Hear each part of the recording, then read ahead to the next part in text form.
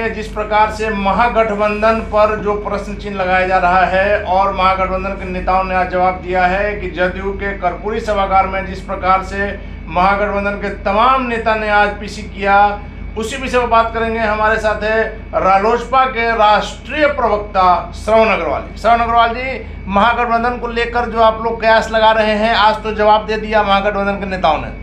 देखिए, आज क्यों इन लोग को आना पड़ा मीडिया के सामने, और क्यों मीडिया के सामने आकर यह सफाई देना पड़ा और यह कहना पड़ा कि महागठबंधन एक है जी। अंदर खाने जान लीजिए कुछ भी ठीक नहीं है। एक ही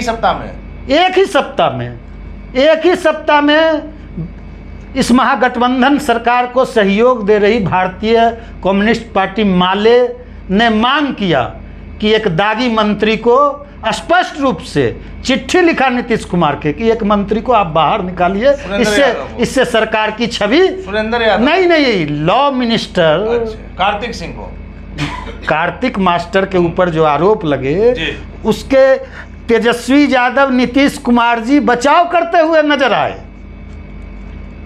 नीतीश कुमार ने कहा कि हमको पता ही नहीं है।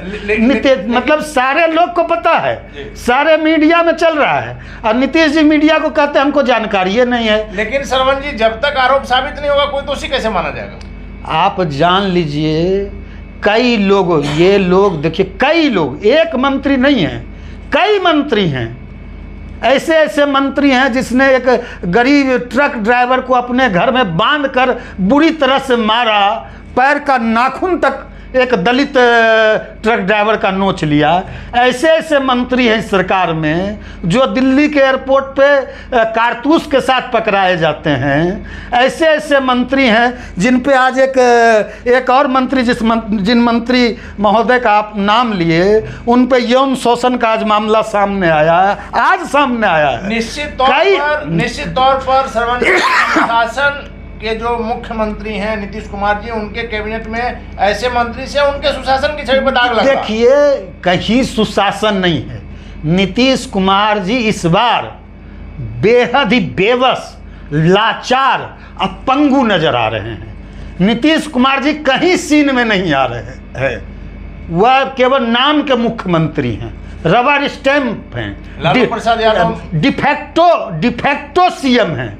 असली जो सुपर सीएम है वह लालू जी के युवराज जो हैं तेजस्वी यादव, वह है सुपर सीएम। और पूरी तरह से नीतीश कुमार जी जो कहते थे कि जीरो टॉलरेंस जी, भ्रष्टाचार के ऊपर, अपराध के ऊपर, क्रिमिनल के ऊपर, क्राइम के ऊपर पूरी तरह वह नतमस्तक हो गए। जिस प्रकार से मेट्रो यार्ड में जो हुआ है, बिल्कुल आप तो निरंतर, अभी तो बहुत कुछ देखने को मिलेगा। यह चलने वाला नहीं है, शुरुआत है, अभी ट्रेलर है। पूरा 3 घंटा का फिल्म अभी बाकी है। पूरा 18 रील का जो फिल्म होता है ना, 16 रील का, वह पूरा का पूरा फिल्म पर्दा पर अभी चलना, बिहार के जनमानस के पर्दा पर चलना बाकी। आप लोग भी पूरा फिल्म देखिएगा, और जब पूरा फिल्म देखिएगा तो जनता त्राही त्राही करेगी। यह गठबंधन चलने वाला नहीं है। जैसे आपने देखा होगा, आपने सुना होगा कि एक तराजू पर बैंग को, उछलते हुए बैंग को एक तराजू पर तोला नहीं जा सकता। यह महागठबंधन जो है उछलते हुए बैंग जो है उसके तरह है, इसको एक तराजू में तोला नहीं जा सकता है। एक को रखेंगे तो दूसरा छिटक जाएगा। निश्चित रूप से देखिएगा, या तो यह हमको तो लगता है कहीं न कहीं मध्यावधि चुनाव में जाना पड़े, है ना, और हो ना हो 2024 के पहले ही इस महागठबंधन का खंड विखंड हो जाएगा।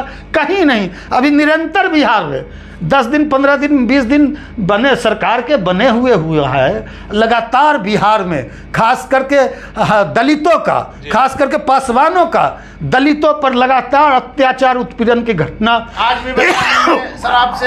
भी जहरीली शराब से तो केवल दलित ही मर रहे हैं।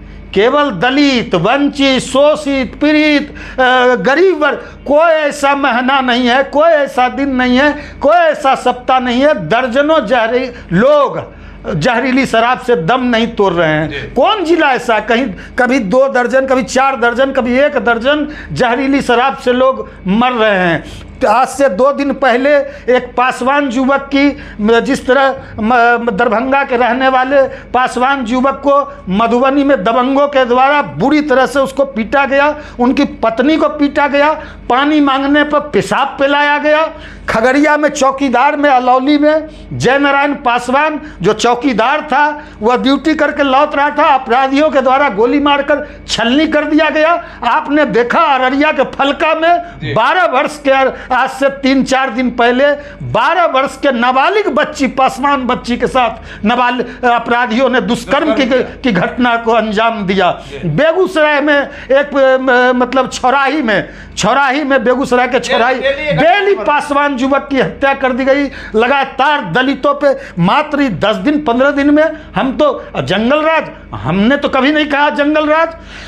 जिन्होंने जंगल राज कहते थे, जो 15 साल 17 साल तक, जो 94 में समता पार्टी जिन्होंने जनता दल जॉर्ज बनाया, और 94 से लेकर लगातार आज तक जो जंगल राज कहते थे, जिनके लोग चारा घोटाले के खिलाफ 1997 में जब लालू यादव जी को सजा हुआ, 1994 में किनके साथ थे शिवानंद तिवारी, किनके साथ थे ललन सिंह, किनके वकील थे रविशंकर प्रसाद जी, कौन गया था हाई कोर्ट, कौन गया था चारा घोटाले की जांच को कराने के लिए कि सीबीआई से इसकी जांच हो?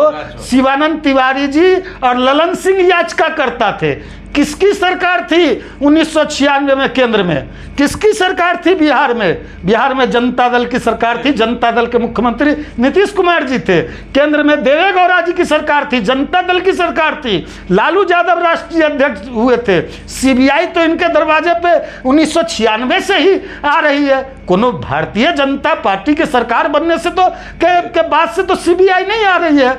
लगातार 1996 में भी देवे गौड़ा जी प्रधानमंत्री थे, गुजराल साहब जब प्रधानमंत्री थे, या जब खुद यहाँ मुख्यमंत्री थे, उसी समय ना चारा घोटाला का यह हुआ कि जो गाय का, पशु का जो चारा था वह ट्रक के बजाय स्कूटर में, ट्रक का नंबर स्कूटर पे भैंस ढोया जा रहा था, स्कूटर पे सांड ढोया जा रहा था, स्कूटर पे गाय ढोया जा रहा था। कहाँ ये तो बात सब कोर्ट में साबित हुई है। लेकिन सरवन जी, आपसे एक आखिरी सवाल ये चाहेंगे कि चिराग पासवान की इन दिनों एनडीए में मांग बढ़ गई है, क्योंकि बिहार में चिराग पासवान जैसा सशक्त नेता भी चाहिए बीजेपी को खास करके।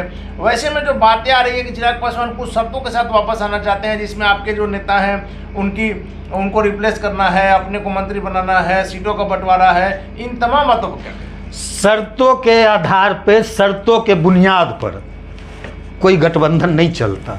शर्तों के बुनियाद पर मतलब कि हमारा ये शर्त है, उस शर्त पर कोई सहयोग का आप कल्पना आने वाले दिनों में या आगे के दिनों में नहीं कर सकते। तो यह जो शर्त है, यह शर्त भारतीय जनता पार्टी जानती है। चिराग पासवान को भारतीय जनता पार्टी बिहार का नेतृत्व, दिल्ली का नेतृत्व सभी पहचानता है।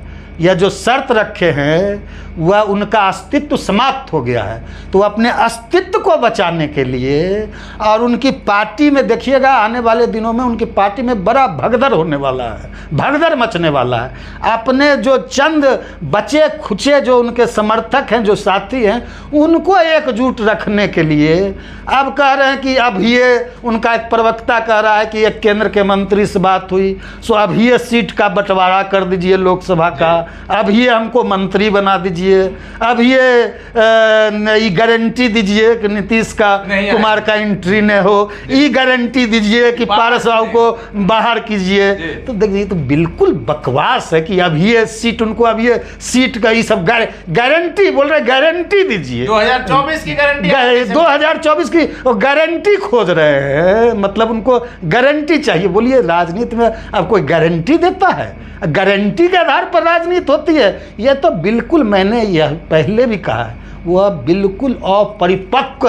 यह सब किसका, कौन इस तरह की बातें कौन करता है? जो अपरिपक्व होता है, अनमेच्योर्ड होता है, जो पॉलिटिशियन नहीं होता, पॉलिटिशियन और पॉलिटिक्स करने वाले या राजनीतिज्ञ लोग जो है, राजनीतिक दल चलाने वाले, इस तरह का कंडीशन, इस तरह की गारंटी पर समझौते, गठबंधन, सहयोग की बात नहीं करते। चलिए, धन्यवाद आपका। तो ये थे हमारे साथ रालोसपा के राष्ट्रीय प्रवक्ता श्रवण अग्रवाल जी, जिनका साफ तौर पर कहना है कि चिराग पासवान अपरिपक्व नेता है, उनकी पार्टी में बड़ा भगदड़ मचने वाला है, बड़ी टूट होने वाली है। साथ ही साथ महागठबंधन को लेकर इन्होंने एक स्वर में कहा है, एक शब्द में, कि जिस प्रकार से मेढक सबको एक जगह आप एक तराजू में नहीं तोल सकते हैं, वही हाल महागठबंधन का है। ये ज्यादा दिन चलने वाला नहीं है। हालांकि आगे क्या होगा देखना काफी दिलचस्प होगा।